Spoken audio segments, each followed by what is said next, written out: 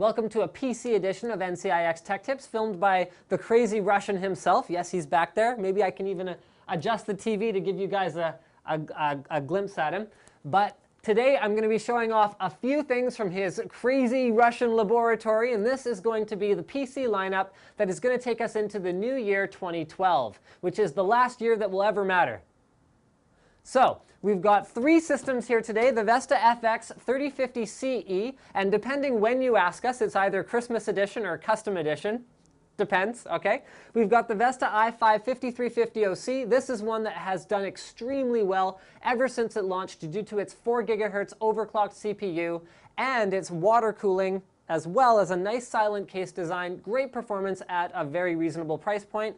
And then for a performance system, although we can build stuff that's higher performance than this, we have the Vesta i7 6350. So this has got a 6950 graphics card. It's also got a Core i7, also overclocked to 4 GHz, and it uses a Corsair H80 for water cooling rather than the Cool It Eco. Now, you can check all these systems out at our Aberdeen location. In fact, we're filming this, and then we're going to take them there now and set them up. So by the time this video is released, you can go check them out, no problem.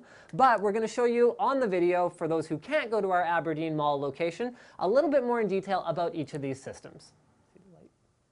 So let's look at the 3050 CE, the custom edition. So the Christmas edition was a white case and it had like a red and green internal lighting scheme. So we kind of did away with that because it's not Christmas anymore. Now we've got a black case, although the spec is pretty much the same. So you've got an FX 4100 quad-core processor. It's liquid cooled, which is good.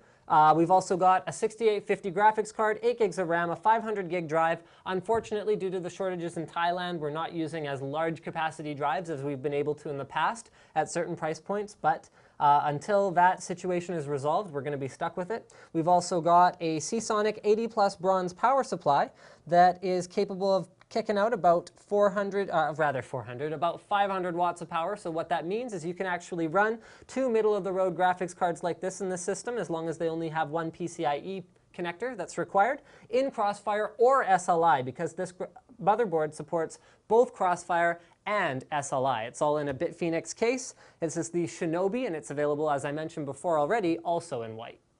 $1299 gets you a 5350 OC. I already mentioned this is one of our most popular systems. It comes in the Fractal Design Define R3, which is available in 4 different colors: white, silver, black, and gray.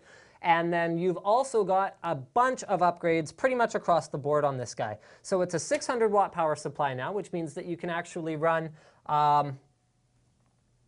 yeah, it looks like you're still stuck natively with one graphics card requiring 2 PCIe connectors, but you could run with adapters probably 2 GTX 560 Ti's with no problems whatsoever. You can also get it with a 6950 rather than a 560 Ti for no additional charge. It does have a modular power supply now rather than a straight cabled power supply. We're using the Z68 platform, so this is an Intel 2500K now rather than an AMD chip. Still got 8 gigs of RAM, although 8 gigs of RAM is pretty much a sweet spot for gamers right now in terms of price to performance.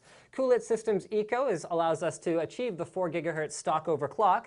And in terms of storage, we see a big upgrade. We've actually added the Intel 40 gig SSD, 320 series SSD as a cache for its 1 terabyte system drive. So that means if you check out any of my episodes about caching, you'll see that there is a huge performance gain to be had by stepping up to something that has a caching SSD and has a platform, the Z68 platform, that supports accelerating your hard drive with this technology.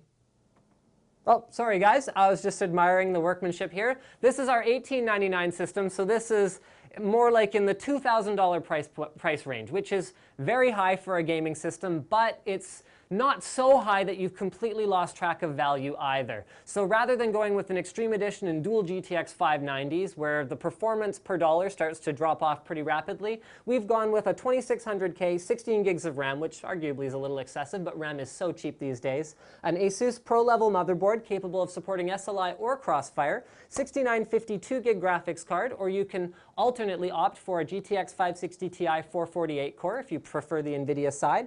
All of this is powered by an HX 750 watt power supply. So something I hope you guys noticed was that for any of these systems we've looked at today, they are running a power supply that is capable of providing power to dual graphics cards in the general configurations that we are shipping them in. So that means unlike some of our competitors who are going with bare minimum on power supply, we're building in a little bit of headroom for you guys. We've also totally upgraded the storage system on this one, so it uses a 120 gig boot SSD as the entire OS storage device rather than using it as a cache, and it has 2 terabytes of additional storage for general storage. We throw it all in a 600T. This is a 4 gigahertz overclocked CPU, so we've gone with a Corsair H80 to cool it. And then the 600T is also fantastic for cooling with all the mesh in the front, mesh at the top, mesh at the back, and it comes in a couple different colors. So you can get it in black or white, and you can change the colors of the interior lighting. So thank you for checking out this little PC showcase of our new 2011 lineup.